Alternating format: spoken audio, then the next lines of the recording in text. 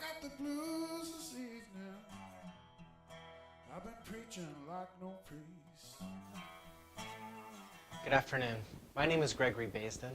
I'm best known in the comic book industry as a former managing editor of the Comics Journal, in-house editor for Eclipse Enterprises, editor of Miracle Man by Alan Moore and by Neil Gaiman, and the managing editor of Tundra Publishing, the home of great privilege to work with Alan Moore, Neil Gaiman, Mike Kaluta, Mike Allred.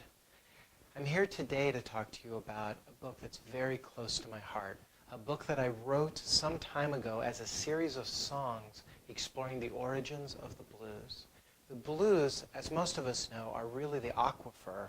They're the water that fed all of American popular cultural music, and came back to America through the music of the Rolling Stones, the Beatles, Eric Clapton and Cream, Peter Green's Fleetwood Mac, and came back to America in a way that we had never heard it before because of the segregation in the South in our country.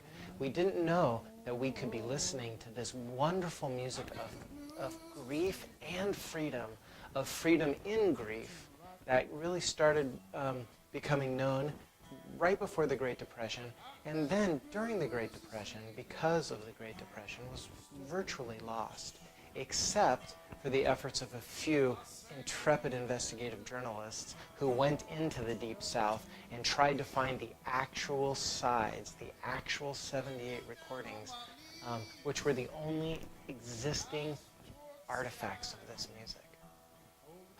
Evening Blues, which we also call heartbeat to backbeat, the heartbeat of American music turning into the backbeat of rock and roll, is the story of how these bluesmen made their music and how they were found in the late 60s, early 70s by these people who wanted to know the music at its source. The source of this music is the Delta, the Mississippi Delta, the crossroads of Highway 61 and the crossroads of Highway 45, right there south of Memphis and much south of Nashville.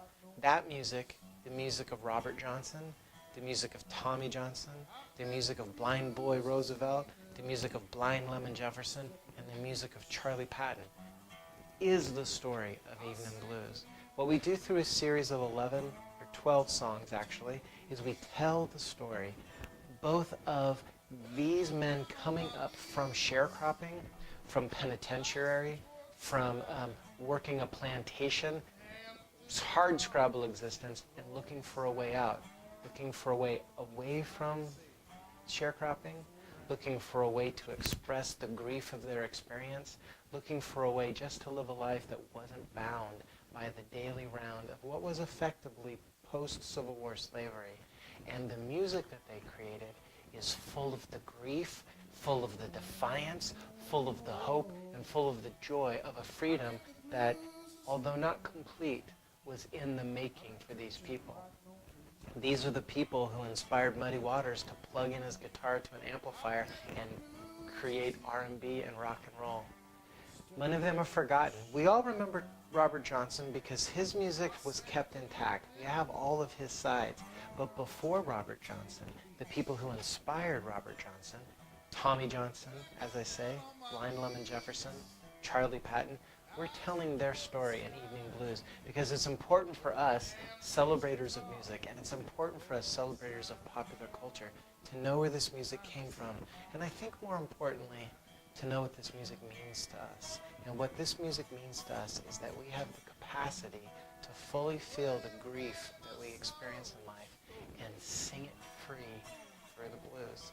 And the blues is rock and roll. The blues is hip-hop. The blues is popular music in America. So this is a project close to my heart because I love the blues and I love the story of the liberation. You can look at this as the prelude to the civil rights movement. You could look at this to the prelude to all of the human liberation struggles that we're going today, whether that's women's rights, whether that's LGBT rights. This is the story of the people who had the fundamental experience of oppression, speaking their truth and trying to make freedom out of it. And the stories are not just straightforward biography, they partake of the magic of the crossroads. Now the story of the crossroads is the heart of the story. because Robert Johnson famously said that to free himself from the sharecropping life, he took his guitar at midnight to a crossroads and he met a man in black, a man in shadow, handed him his guitar, had his guitar tuned and handed back to him, and thereby Robert Johnson was a master guitar player. Now, Tommy Johnson told the same story about 10 years before Robert Johnson. That story's been told by people from Petey Wheatstraw on down the line.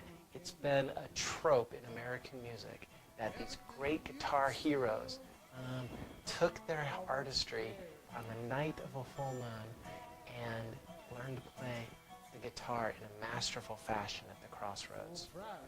We investigate that through the story of the actual original bluesmen and the men who went down into the South to find their lost recordings. We'd like to bring you that story through a graphic novel called Evening Blues, or as I say, Backbeat, Heartbeat to Backbeat, the heartbeat of American music that turned into the backbeat of rock and roll.